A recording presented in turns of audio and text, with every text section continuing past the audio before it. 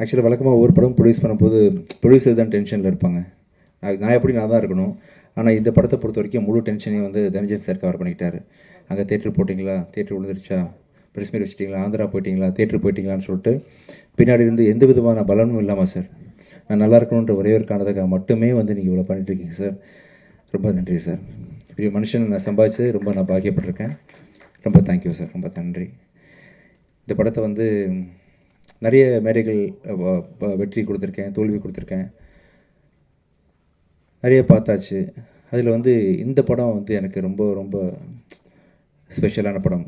ஏன்னா இந்த படத்தில் வந்து 2 முக்கியமான நல்ல மனிதர்களை அறிமுகப்படுத்துகிறேன்றது தான் காரணம். ஒன்று வந்து முதல்ல லியோ ஜான் பால் டைரக்டர். எந்த ஒரு படமுமே பார்த்திங்கன்னா ஹீரோனால் ஓட போகிறதில்ல. கடவுளே வந்து ஹீரோ நடித்தா கூட டைரக்டரோட ரைட்டிங்கும் டைரக்ஷனும் ஸ்ட்ராங்காக இல்லைன்னு சொன்னால் ஒரு ஷோ கூட பிக்கப் ஆகாத படம். அதே வந்து யாருனாலுமே ஒரு குரங்கை வச்சு படம் இருக்கிறோம், கழுதியை வச்சு படம் இருக்கிறோம் அப்படின்னு சொன்னால் டைரக்டர் ரைட்டிங் ஸ்ட்ராங்காக இருந்தால் அந்த படம் பிளாக் பஸ்டர் ஆகும். அதுக்கு ராமநாதன் சார் பெரிய உதாரணம். அப்படி வந்து நான் எந்த படத்துக்கு ஓடினாலுமே அந்த படத்துக்கான முழு அங்கீகாரத்தையும் நான் டைரக்டர் தான் கொடுப்பேன். இது வரைக்கும் பண்ண அத்தனை படம் அப்படி தான். அதில் வந்து ஒரு இந்த படம் ஓடினதுக்கு முழு முதற் காரணம், எல்லா காரணமுமே வந்து என் டைரக்டர் லியோ ஜான் பால் தான். அவர் வந்து நான் வேறு லெவலில் இருக்க வேண்டிய ஒரு எடிட்டர் இண்டஸ்ட்ரிக்குள்ளே. அளவுக்கு அதிகமான சின்சியாரிட்டி. ஆக்சுவலாக டைரக்டருக்கே கோவம் வரும் சம்டைம்ஸு. ஆனால் அவர் டைரக்டருக்காக தான் பேசிகிட்டு இருப்பார் லியோ. ஆனால் அதை ஒத்துக்கிறதுக்கும் புரிஞ்சுக்கிறதுக்கும் கொஞ்சம் டைம் ஆகும் எல்லாருக்குமே.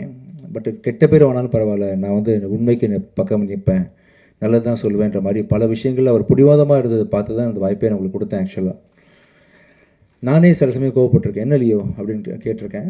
நான் ரொம்ப யோசித்து பார்க்கும்பொழுது அவர் வந்து தான் வேலைக்கு ரொம்ப உண்மையாக இருந்திருக்காருன்றதை நான் வந்து புரிஞ்சுக்கிட்டேன்.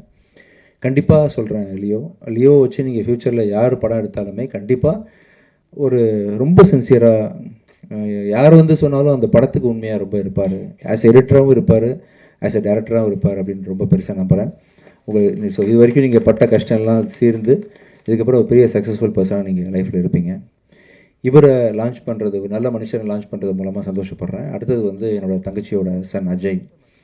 என் பிச்சைக்காரன் படத்தில், ரோமியோ படத்துலலாம் எனக்கு ஏடியாக ஒர்க் பண்ணார்.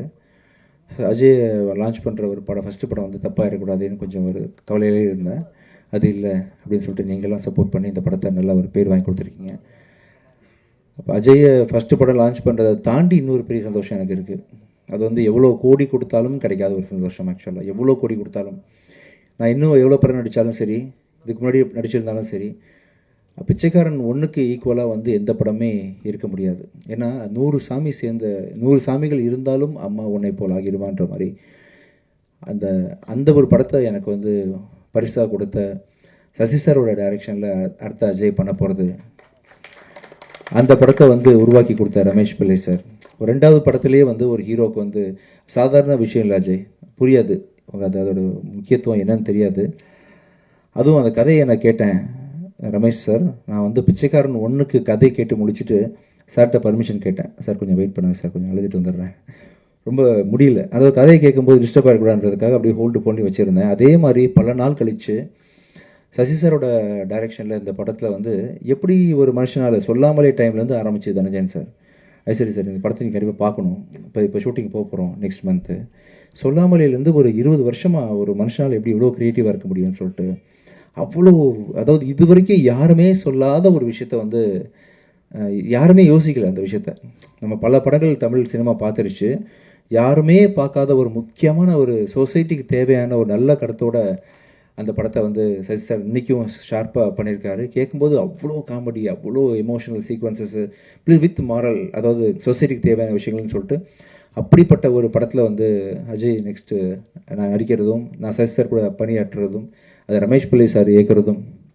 ஸோ இப்போ ப்ரொடியூஸ் பண்ணுறதும் பெரிய ஒரு சந்தோஷமான விஷயம். ஸோ ரொம்ப இது எல்லாத்துக்கும் சேர்த்து உங்களுக்கு நான் எப்படி தேங்க்ஸ் பண்ணுறதுன்னு தெரியல. ஒவ்வொரு தடவையும் நான் ஜாலி பண்ணிட்டு போயிடுறேன் ஃபங்க்ஷன் வந்தால். மனமார்ந்து சின்சியராக உங்கள் எல்லாருக்கும் வந்து அந்த சந்தோஷத்தையும் அந்த நன்றியையும் தெரிவிச்சுக்கணும் உங்களுக்கு அப்படின்றதுக்காக தான் இந்த சக்ஸஸ் மீட்டு. மிக்க நன்றி. ஸோ இதுக்கப்புறம் கூட நான் தயாரிக்கிற ஒவ்வொரு படத்துலையும் அடுத்ததாக வந்து சத்ய திருமகன் ரிலீஸ் ஆக போகுது. கூடி சீக்கிரம் அதுக்கான அறிவிப்புகள் ஐ திங்க் இன்னும் 5-6 டேஸில் அதோட ரிலீஸ் டேட் அனௌன்ஸ் பண்ணுறேன். படம் ரொம்ப நல்லா வந்திருக்குது. எனக்கு என்னமோ நல்லது நடந்துட்டுருக்கு இந்த டைம்லலாம் எனக்கு தெரியல. நான் மிகப்பெரிய விசிறி அருண் பிரபு புருஷோத்தமன் டைரக்ஷனுக்கு. அருவி படத்தை பார்த்து, வால் படத்தை பார்த்து, நான் இப்படி ஒரு டைரக்டர் நம்ம ஊரில் இருக்காருன்ற அளவுக்கு அவரை நான் சத்யஜித் ரே அளவுக்கு நான் மனசில் வச்சுருக்கிறேன் அருண் பிரபுவை. அவர் டைரெக்ஷனில் இந்த ப்ராஜெக்ட் ரொம்ப பயங்கரமாக வந்திருக்கு. பார்த்தவங்க எல்லோரும் சோஃபார் வேறு மாதிரி அதை அப்ரிஷியேட் பண்ணிட்டு போயிருக்கிறாங்க. இன்றைக்கி டேட்டில் நான் அந்த படத்தை விஜய் டிவி ஹாட்ஸ்டார் தான் டிஜிட்டல் வாங்கியிருக்கிறாங்க. ஹிந்தி ஆர்கேடின்னு ஒரு கம்பெனி வாங்கியிருக்கிறாங்க. முடிஞ்சிருச்சு, போஸ்ட் ப்ரொடக்ஷன் ஒர்க் போயிட்டுருக்கு.